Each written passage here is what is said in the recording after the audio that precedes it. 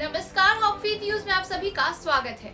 उत्तर प्रदेश के मुख्यमंत्री योगी आदित्यनाथ ने बड़ा फैसला लेते हुए 1970 के दशक में पूर्वी पाकिस्तान, जिसे अब बांग्लादेश कहा जाता है, वहां से आए 63 विस्थापित हिंदू परिवारों को पुनर्वास योजना को मंजूरी दे दी है। इसके तहत इन सभी पुनर्वास योजना के अंतर्गत कानपुर देहात की रसूलाबाद तहसील के भैसाया गांव में जमीन और घर दिए जाएंगे। ये अपना जीवन यहाँ पर अच्छे से कर सकेंगे, इसलिए राज्य सरकार ने ये फैसला लिया। सीएम योगी आदित्यनाथ की अध्यक्षता में बुधवार यानी कि 10 नवंबर 2021 को हुई प्रदेश कैबिनेट बैठक में कई महत्वपूर्ण फैसले लिए गए, जिनमें से एक ये भी था। रिपोर्ट के मुताबिक पुनर्वास योजना के अंतर्गत राज्य सरकार ने 121.41 हेक्टेयर जमीन के इस्तेमाल को मंजूरी दी है। इसके तहत सरकार ने हर परिवार को कृषि कार्य के लिए 2 एकड़ जमीन और घर के लिए 200 वर्ग मीटर भूमि दिए जाने का निर्णय लिया है। इसके अलावा मुख्यमंत्री आवास योजना के तहत प्रति परिवार को 1.20 लाख रुपए की धनराशि आवंटित की जाएगी। मनरेगा के तहत यहाँ विकास के कार्य भी शुरू किए जाएंगे ताकि इन्हें गांव में ही सम्मानजनक कार्य मिल सके। दरअसल 1970 के दशक में बांग्लादेश से 63 हिंदू परिवार यहाँ आए थे, जो बाद में यहीं के होकर रह गए। इन लोगों को मदन कपास मिल में रोजगार दिया गया था, लेकिन बाद में मिल बंद हो गई, जिससे ये लोग फिर से बेरोजगार हो गए। अब बीते 30 सालों से ये इसी तरह से बेरोजगार हैं। जल्द ही राजस्व विभाग के अपर मुख्य सचिव मनोज कुमार सिंह कानपुर देहात का दौरा कर पुनर्वास योजना के लिए जमीन को देखेंगे। योगी कैबिनेट द्वारा लिए गए अन्य फैसले विस्थापित हिंदू परिवारों के अलावा भी योगी कैबिनेट ने अन्य महत्वपूर्ण फैसले लिए। इसी क्रम में उत्तर प्रदेश मातृभूमि योजना को मंजूरी दी गई।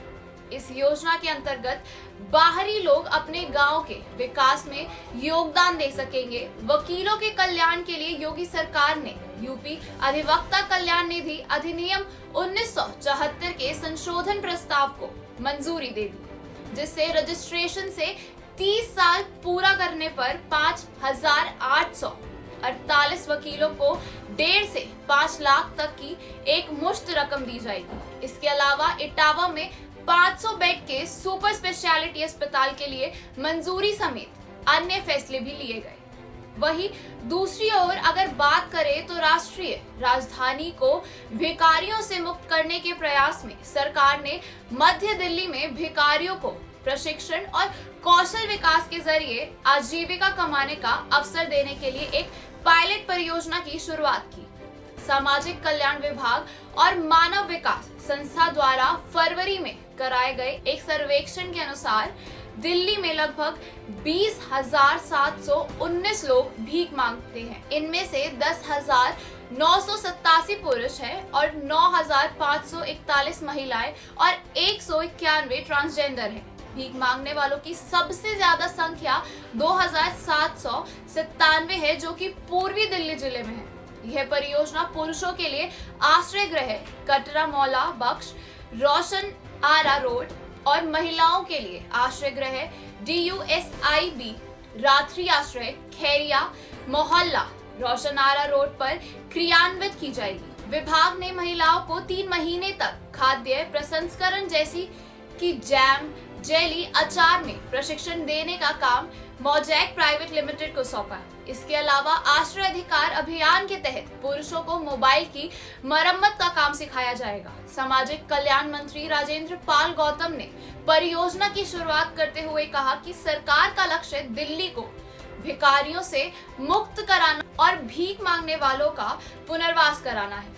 साथ ही सेवा काल के दौरान दिवंगत हुए राज्य कर्मचारी की विवाहित पुत्री भी अब अनुकंपा आधारित नियुक्ति के लिए योग्य मानी जाएगी और इसके लिए आवेदन कर सकेगी। अभी तक उन्हें यह सुविधा नहीं हासिल थी। इसके लिए राज्य सरकार ने उत्तर प्रदेश सेवा काल में मृत सरकारी सेवकों के आश्रितों की भर्ती नियमावली में 12वें संशोधन को मंजूरी देते हुए मृतक कर्मचारी के कुटुंब की परिभाषा में विवाहित पुत्री को भी शामिल करने का फैसला लिया है। कार्मिक विभाग के इस प्रस्ताव को बुधवार को कैबिनेट बाय सर्कुलेशन मंजूरी दे दी गई। कुटुंब की परिभाषा में अभी तक कर्मचारी के पति या पत्नी, अविवाहित पुत्र और पुत्री, विवाहित पुत्र शामिल थे। विवाहित पुत्री इसमें शामिल नहीं थी। हाई कोर्ट ने एक याचिका की सुनवाई करते हुए विवाहित पुत्री को कुटुंब की परिभाषा में शामिल करने का आदेश दिया था। केंद्र सरकार ने भी अपनी नियमावली में विवाहित पुत्री को कुटुंब की परिभाषा में शामिल कर लिया है। अब राज्य सरकार ने विवाहित पुत्री को कुटुंब की परिभाषा में शामिल करने का फैसला किया है। देश हित चैनल हॉट फीड को सब्सक्राइब करें और खबरों को शेयर करें। जैसे मैंने 2008 में कहकर गया था कि बापू निष्कलंक है, निष्विरोध है, भारत माता के सच्चे सपूत और संत समाज के शिरोमणि हैं। आज इस सभा में मैं इस जो बैठे लोग हैं उनको खोल के आंख दिखाना चाहता हूं। एक घटना से बापूजी आपको याद होगा, रामचंद्र वीर ने गोहत्या के लिए आंदोलन किया था, अनशन की थी। 184 दिन अनशन चला था दिल्ली में। तब प्रभुदत्त ब्रह्मचारी और करपात्री जी महाराज ने गोहत्या आंदोलन चलाई थी। श्रीमती इंदिरा गांधी उस समय प्रधानमंत्री थी। बापूजी आगे आगे गाय चल रहा था, शायद उसमें आप सम्मिलित भी होंगे, और पीछे पीछे हमारे संत चल रहे थे। और सत्ता के मद में मत वाले लोगों ने बेमंत से गोली चार्ज किया था और उसमें संत भी मरे थे और गौ भी मरी थी। करपात्री जी महाराज का वह विज्ञप्ति, उस समय मीडिया नहीं थी, उस समय पेपर मीडिया थी। आर्यावर्त और केसरी में छपा था, कल्याण गौ अंक विशेषांक निकाल के देखो।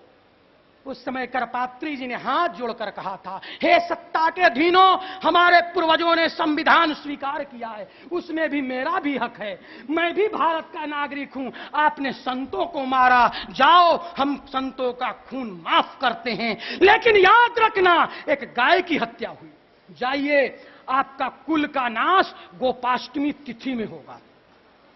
सब लोग भूल गए, मैं नहीं भूला, मैं नाम दे रहा हूं। अब